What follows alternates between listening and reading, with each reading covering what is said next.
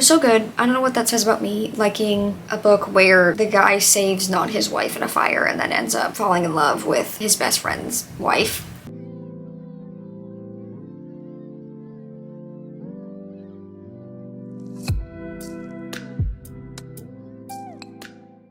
Besties, it is Keira. Welcome back to my channel. So today's video we're going to be doing my January wrap-up. So I'm going to be talking about all the, I think, 7 books that I read in the month of January. It's very interesting because I low-key kind of was in a slump. You're like, Keira, you read 7 books, like how are you in a slump? Like some people read like 2. Honestly, I could not tell you. Yeah, I tried to pick up a few different books and just kept like softy and effing a bunch. I think it was because I was really grinding out in the month of December to like finish my reading goal. Like I literally had to read 12 books. Make sure to follow all my socials down below, and my goodreads and so wish list, stuff like that. It's linked down there if you want to check it out. Like, comment, and subscribe for more videos by me.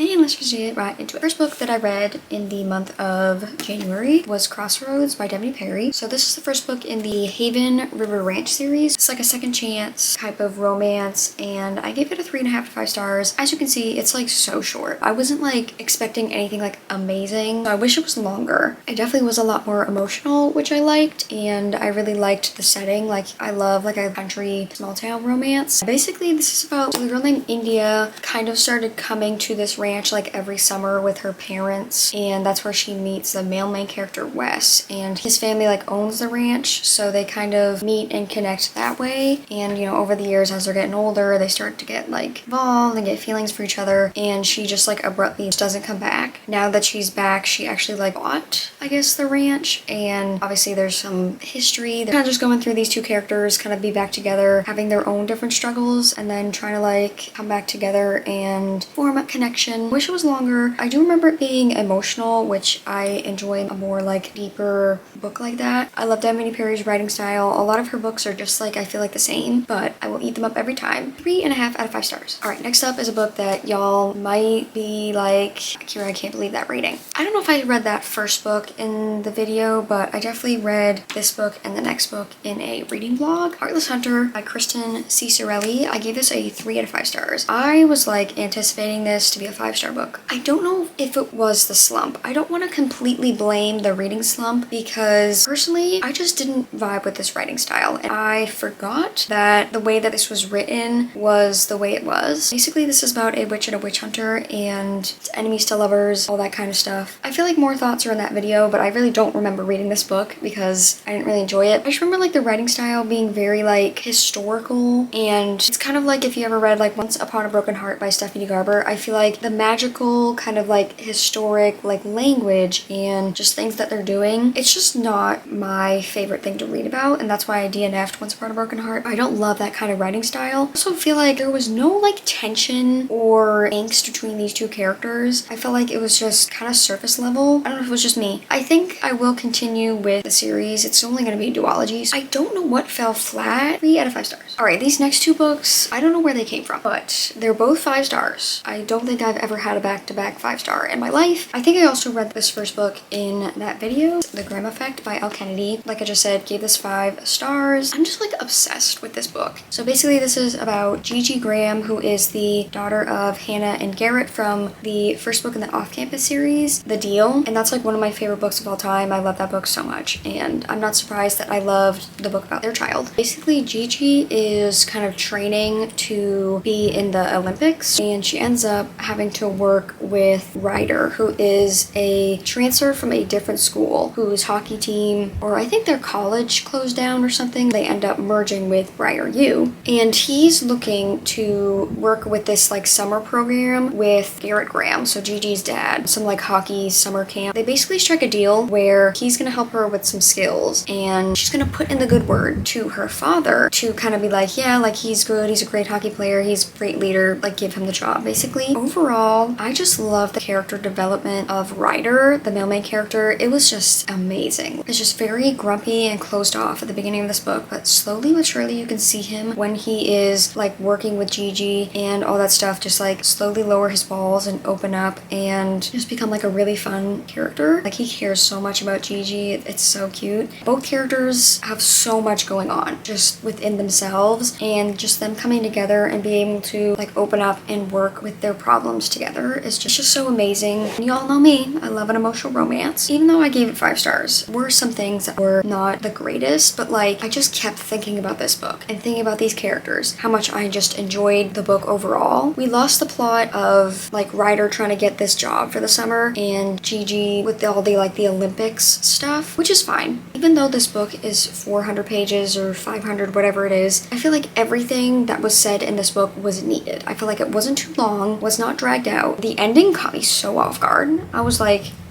I love seeing the off-campus characters in here. I will say, very smutty, 5 stars. I honestly still think about these characters. So that's when you know it's good. And then this next book is also a 5 star. It caught me so off guard. I think I tried to pick up a fantasy in between this, and again, the reading slump was not vibing with it. So I don't even know how to explain to you guys why this is a 5 star. Love Unwritten by Lauren Asher. So basically this is a second book in the Lakefront Billionaire series, I think it's what it's called, and it's about Raphael and Ellie. And you get glimpses of these two characters in the first book, but basically Raphael's a single dad and Ellie is the nanny. That's like the big premise about all of it. Start off the book with something I did not expect, and you know, it gets Raphael to start groveling, and one of those stories where it's so emotional. The characters have so much going on behind the scenes. Like, this book is long, but again, all of it was needed for the character development, just them figuring out things for themselves so that they can be together. I really liked Ellie's relationship with Raphael's son. It was really cute. Again, I don't really like remember everything about this book, which maybe it doesn't seem so much like a 5 star, like I would remember every detail. It kind of just blindsided me. Sat down one day and read like 400 pages of this book. I just could not put this down. Raphael's character development was so good. What I liked about him is that he did just like the little things for Ellie, like something she liked, he would remember, like a specific brand of something he remembered, and he was always just pushing her to like pursue her music career and her songwriting. And it didn't like seem like he was that kind of guy, but like somehow Ellie brought it out of him. Within reading this and upon finishing it, I just was like, this is utter perfection. I feel like I didn't do a good job at explaining all of my thoughts, but again, the reading slump kind of has eluded me of all like reading things. Definitely check out trigger warnings for this book. Really enjoyed it and definitely recommend. I just need something like short, quick. I was like, all right, let me try this one just to continue with the series. Picked up The Hunted Heir by Holly Renee. I was up in the air if I wanted to continue the series after the first book. I didn't love the first book. I feel like it was like no fantasy at all and just a lot of smut, no plot. But I think the ending, from what I remember, was pretty crazy. So I was like, all right, let me continue with the series. I gave this book 2 out of 5 stars. It was kind of giving Reckless by Lauren Roberts. Like, nothing happened in the 300 pages or so that this book is. I felt like nothing was going on. Like, what was I even reading? I probably will not continue with the series. I've learned my lesson that it's just not for me. I was hoping more fantasy aspects, and I feel like we're not getting that. We're getting smut. 2 out of 5 stars.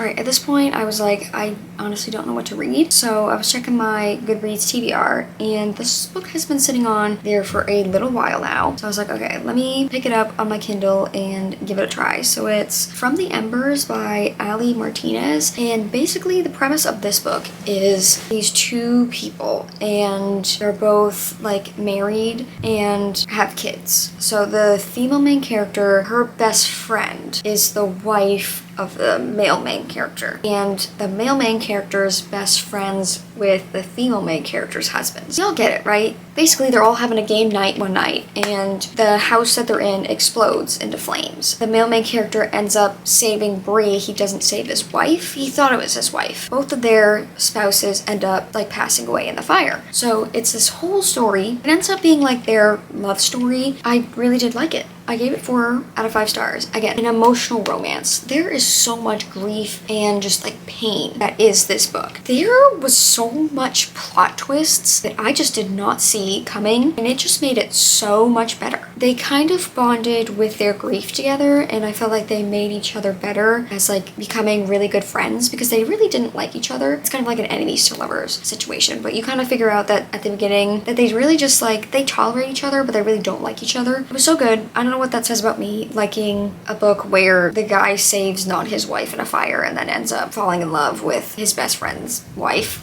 Could not tell you when I was entertained, so I definitely recommend it if you just want something a little different. 4 out of 5 stars. And then the last book that I read in the month of January was Forever Never by Lucy Score. I've had it on my TBR for a while. I saw it going around, I think, 2 years ago now. It's giving kind of winter time, so I was like, all right, I have some days left in the month, and it's January, it's cold. Let me pick this up. Brick and Remy. And basically, it's one of those situations where it's like a small town, and they grew up together.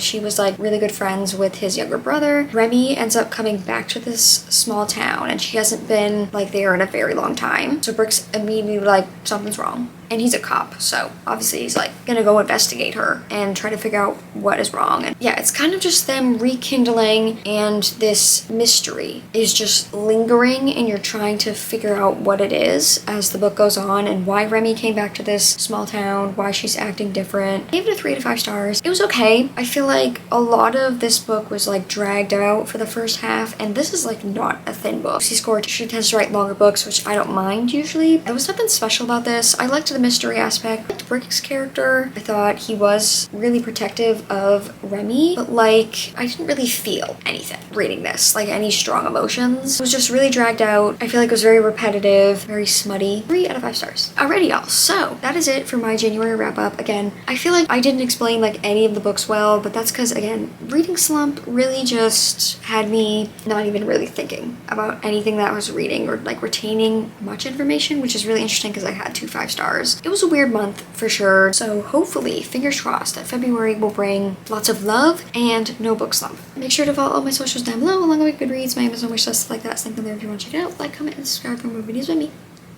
And I will see you guys next week for another video. Bye!